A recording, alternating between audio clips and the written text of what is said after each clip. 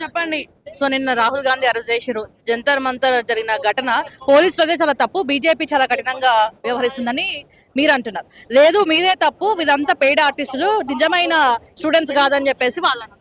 ఇప్పుడు students leak జరిగిందని ఉద్యమం చేసిండ్రు. చాలా మంది నీట్ విద్యార్థులు ఎగ్జామ్ రద్దయినాక చాలా మంది విద్యార్థులు చనిపోయారు. దాంతో మరి కాక్రోచ్ జనతా పార్టీ వాళ్ళు మొత్తం కూడా బయటకు వచ్చిండ్రు. దాని ద్వారా ఇవాళ వాళ్ళు 45 రోజుల పాటుగా వాంగ్చుక్ కూడా అక్కడ నిరాదీక్ష చేయడంతో దేశం మొత్తం కదిలింది. ఇక్కడ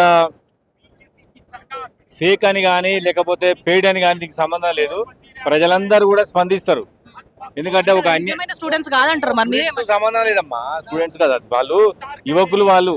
వాళ్ళ సమాజానికి సంబంధించిన విద్యార్థుల పేపర్ లీక్ అయినప్పుడు వాళ్ళ అన్నలు కొట్లాడతారు, వాళ్ళ తమ్ములు కొట్లాడతారు, వాళ్ళ బాబాయిలు కొట్లాడతారు, సమాజం కొట్లాడుతుంది.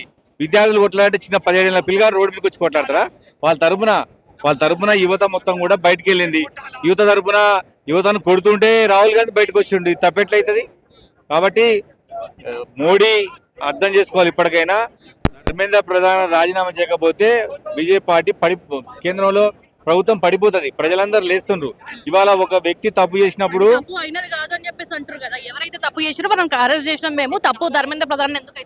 అయితే నీటి లీక్ చేసిన విద్యాశాఖ మంత్రి ధర్మేంద్ర ప్రధాన్ కాబట్టి దానికి నైతిక బాధ్యత వహిస్తూ 15 మంది పిల్లలు చనిపోయారు కదా దాదాపుగా. అందుకోసం అని వీళ్ళు ఏమంటారు, రాజీనామా చేయమంటారు.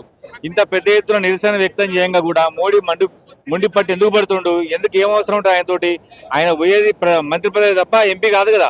ఎందుకు బీజేపీ పార్టీ ఇంతగానో అప్రతిష్ట పాలవుతుంది? కాబట్టి నేను ఏమంటున్నానంటే ధర్మేంద్ర ప్రధాన్ రాజీనామా చేయకపోతే తప్ప ఈ సమస్య ఆగదు.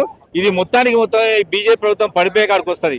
కాబట్టి మీరు వెంటనే ధర్మేంద్ర ప్రధాన్తో రాజీనామా చేయించండి.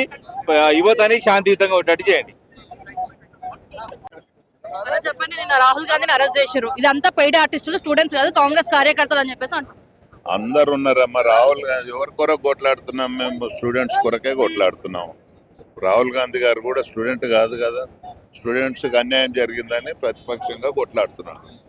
దానికి పేడ్ ఆర్టిస్టులు వాళ్ళు ఉంటారు, వీళ్ళు ఉంటారు. కాంగ్రెస్ పార్టీ నిరసన చేస్తుంది. అది అరెస్ట్ చేసిరనే కదా నేను నిరసన చేస్తున్నాం. అవును, ఆ న్యాయం జరగాలనేదే మేము కూడా ఈ రోజు నిరసన కార్యక్రమం పెట్టుకున్నాం. తప్పు లేదని దేశమంతా కొట్లాడుతున్నారు. వాళ్ళు తప్పుందని ఆయనను రాజీనామా చేయమని అడుగుతున్నారు. తప్పు లేదని వాళ్ళు ఎట్లా అంటారు? నిన్న తప్పు లేక కాంగ్రెస్ పార్టీ కాదు, నిరుద్యోగ యువకులు ఎగ్జామ్స్ రాష్ట్రాలందరూ కూడా అన్ని రాష్ట్రాలలో అంతటా జరుగుతున్నది కదా. అదిలోకి అన్యాయం జరిగిందనే కదా కొట్లాడుతుంటే మేము ప్రతిపక్షంగా వాళ్ళకి సపోర్ట్ గా చేస్తున్నాం కాంగ్రెస్ పార్టీగా. విద్యార్థులకు న్యాయం జరిగేదాకా మా పోరాటం ఆగదు.